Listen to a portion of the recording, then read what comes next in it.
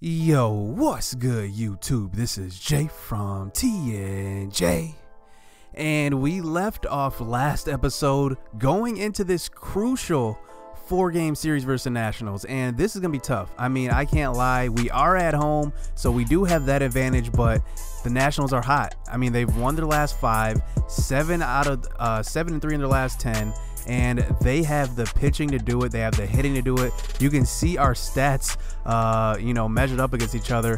Our batting is 25th in average and 30th. Look at this, 30th in stolen base. We don't have any speed, it seems like, but we are a top 5 pitching team. But the thing is, you can't win with just pitching and no offense. We're definitely gonna have to make some adjustments next offseason, this coming offseason, because we need to address how low we are in the MLB, statistic ranking. So it's definitely gonna take some, sacrifices. We're gonna have to maybe let go of some people that we may have thought that were a part of our team in the future. Going forward, we might have to address some things because we can't win a World Series with the 25th ranked offense and a top 5 pitching rotation. I mean, it's just not going to work. So we're going to hop right into this series versus the Washington Nationals, as we do give up a run this time. And you see Adam Eaton, man. Adam Eaton is just eating us up this season. I mean, he is just killing us as Tommy Pham gets the hit to the right side. But Josh Bell is going to come up throwing. He's not known for a strong arm, but this time he does throw out the runner at the plate. So we're facing Joe Ross in this, and he has a 108 whip. He actually has similar stats to DeSclafani, who we have pitching in this game, as Lewis Brinson strikes out here in the first inning to start out the game. And Josh Bell comes up with a 2-2 count, slider on the inside part of the plate. He's going to miss that one. And can Domingo Santana make a difference here? And he does get walked. So now Manny Machado comes up to the plate, and he's been actually hitting pretty good towards the end of the season as he hits one hard up the middle. And Domingo Santana is going to round second, head to third, and that's going to be guys on the corners for us with our man Justin Bour coming up. Second in the National League in home runs with 37, and on a 3-2 count, 2 outs, he hits one hard up the middle, but that one is right to Eaton in center field, as we do not get a run across the board.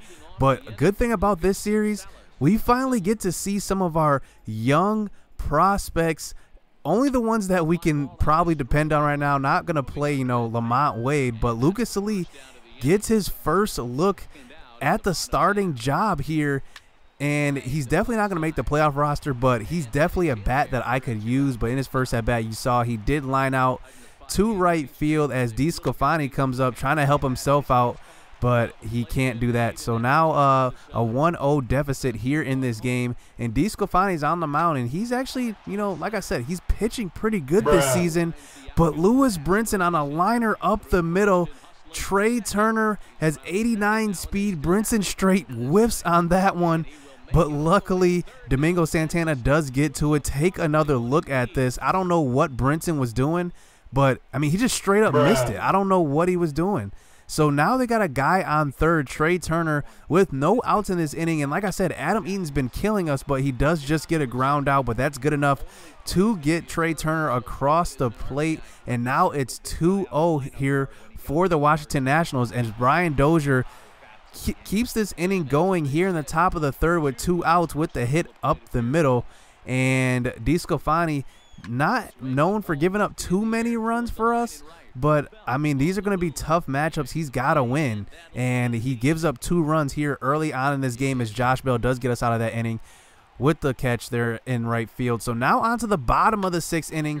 Lewis Brinson gets going here, and you've been seeing a lot of hits from him the last few videos, and it's because, man, he's coming around. I think he's definitely found his stride as Josh Bell comes up, and he hits one up the middle. And look at Lewis Brinson with that speed. He's going to make it to third base, and this is exactly what I was talking about, that speed at the leadoff position. It's good to have him there. So Domingo Santana comes up, 3-2 count, and he takes one deep to right field, and that one is going to be gone into the bullpen. And a clutch home run this time, his 30th on the year as Domingo Santana allows us to take this lead here in the 6th inning, and there's still no outs in this inning. So Manny Machado is still going to keep this inning going as he gets the hit up the middle here to continue this long inning, and they finally decide to pull Joe Ross as they bring in Jeffrey Rodriguez, a call-up out of the bullpen. Interesting that they brought in a call-up in a crucial series like this. I mean, unless Jeffrey Rodriguez is great, I mean, he's a call-up. I mean, he's not on the MLB roster. I'm surprised they put him in this situation, but he does get Justin Bour 2 strike out there looking, and Lucas Salih comes up, and he hits one hard to right field for his first MLB hit as Lucas Salih. This is why I started him, because I know he can hit the ball, and I wanted to see it for myself at the MLB level, and there he is. He's going to be probably on the roster come next season unless he has a horrible spring training, as Real Muto swings at a horrible high fastball on that one. 98 on the gun as Johnny Giavotella comes up, but a pitch in the dirt actually prompts a throw down to third, and they get out of that inning luckily. And we make a base running blunder, base running mistake. And speaking of mistakes, Domingo Santana playing out of position. It's just another outfielder position. I don't understand how he's making these errors here. I mean, he's made a few in right field, and right field is his primary position. But, I mean, I just switched him to left field, and he's been doing that a lot. Just like mental errors, you know, misplaying the ball, and he gives up a double on that one. So now coming to the plate, look at this. I mean, we give up a home run right after getting that clutch home run by Domingo Santana. Out of all people, Trey Turner hits his 9th home run of the season as he takes DeSclafani deep, and we had to bring in Steckenrider at least to get us through the 7th inning, because you know, Washington is one of those streaky teams. Once they get one hit, they're going to get a ton of hits, and that's the difference between, you know, when I play them and I play other teams. The thing is, you can't let them get hot. If you let them get hot, they will continue to just pound you with hits, as they have a good pitching staff too. So, you know, runs may come at a premium. You have to get runs when you can and have good pitching outings, because they're going to take advantage of you. So here in the 7th inning, we bring in Jahmai Jones to pinch run. I think he is going to be playoff roster eligible, and I'm definitely going to need him, especially for these pinch running situations, if we can clinch a playoff spot. And he's one guy to keep in mind. He's going to play a pretty big role here. But here in the 7th inning, I'm trying to do some hit and runs here, execute some hit and runs, and I can't, because every single time something goes wrong. As this one was a hit and run, but look at this. I positioned the shortstop perfectly, Trey Turner, to field that one, and he gets the ground out. So now on to the bottom of the 9th inning here. Haven't scored much in this game, as Joe Ross did a pretty good job in the starting role, but then the bullpen came in and pretty much shut us down as Lucas Salih gets out. Realmuto pops out as well, so Jahmai Jones comes up with 2 outs, and he strikes out at a low changeup that time, and the Washington Nationals do take the first game of this series on the road. They win it 4-3 off of 12 hits. Trey Turner actually does work in this game, goes deep, plays excellent defense. I mean, he's going to be a star. I mean, he's going to be a star if he's not one already. So we move on to the second game in the series. We do win the next one here, kind of blowing them out. But then the next game, they blow us right back out, and 10-3, 15 hits. I mean, they straight clobbered us in that game. So we go into the final game of this series. Michael Fulmer versus Strasburg, both aces. Scherzer's probably the #1 ace, but Strasburg is an ace of his own. I mean, if it wasn't for Scherzer, he would be their ace. So here we are now into this game. This is crucial, because remember, now we're tied for the division. So they won 2 out of 3 here, but now we're tied for the division as Johnny Giavotella does turn 2. So this is a crucial swing game here. If we lose this, they're in first place. If we win, we're in first place. So this is going to be quite the game here, as our offense needs to get going, and Justin Bour kind of helps us out a little bit in the shift. We do get a slow roller, and with that 19 speed, he does beat it out. So Lucas Salih gets the start once again, since he's been hitting the ball pretty hard, only hitting 167 in a few at-bats, but he does hit a grounder this time into the double play, but he's going to run this one and beat this one out.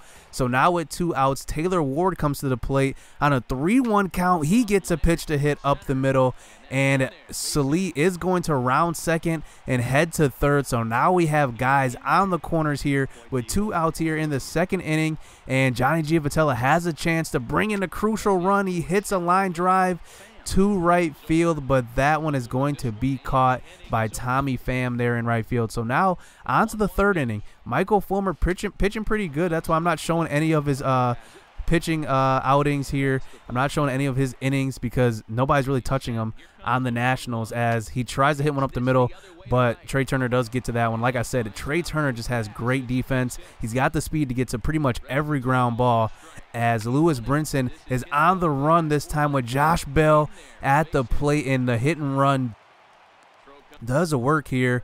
And we get runners on first and second here, but Domingo Santana hits one hard to Trey Turner, and this is exactly what I was talking about. This guy is just phenomenal. Adam Eaton and Trey Turner alone are just like killing us this season. And remember last season, it was Anthony Rendon and Bryce Harper. I mean, this season, Adam Eaton and Trey Turner just kill us. But luckily, we have an ace on our mound as well, as Fulmer does get 2 strikeouts there in the 5th, and then gets a pop fly to center field as Brinson camps under that one. So we're cruising here on to the 7th inning, as Adam Eaton, like I said, he comes up and he gets another hit to the left side, as they start out this 7th inning with a runner.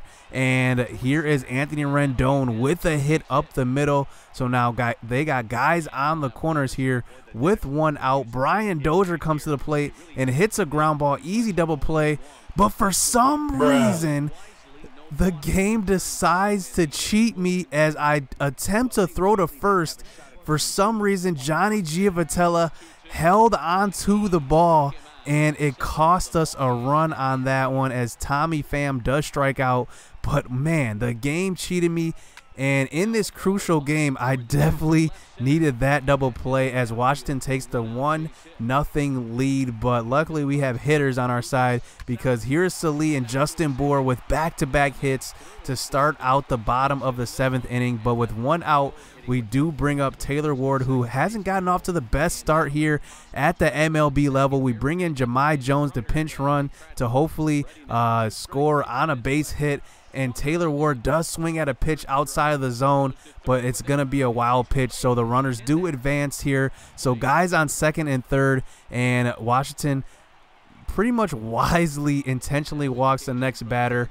And to load these bases up, Johnny Giavotella bringing up the pitcher. So I do bring in Adrian Beltre. He's got some clutch ratings. He's got the clutch gene, but not this time. He does pop out to right field as Tommy Pham does run that one down, and this one is going to go in to the 8th inning, 1-0, as Anthony Rendon comes to the plate and he takes it deep over the wall. That's actually Ryan Zimmerman, and makes it a 2-0 game here, as Edebrey Ramos, I've actually been saying it wrong this whole time, Edebrey Ramos does give up a big fly, but he does settle down here, and he gets 2 ground balls here. This time Evan Gattis does ground out to the shortstop that time, and one more just for old time's sake.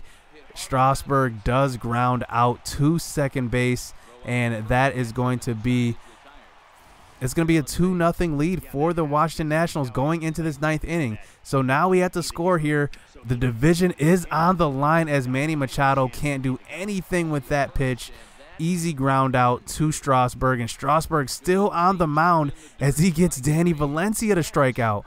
And now he's 1 out away from a complete game shutout as Lucas Salih comes up, but he does bean him, so Lucas Salih does get on base. So a home run can tie it for us here in the 9th inning, and they bring in Matt Grace to get him out of this inning. And Taylor Ward comes up, who I said hasn't been hot up to this point, but he grounds out to second base. Brian Dozier, as the Washington Nationals do take the final game in this series and take the lead in this division, as they only get 6 hits, we get 7, but that's enough to get a 2-0 victory over the Miami Marlins, as Justin Bour, pretty much the only guy who got 2 hits for us. He goes 2 for 3, and you can see here our schedule is kind of not too bad going into the latter parts, into the late part of the season.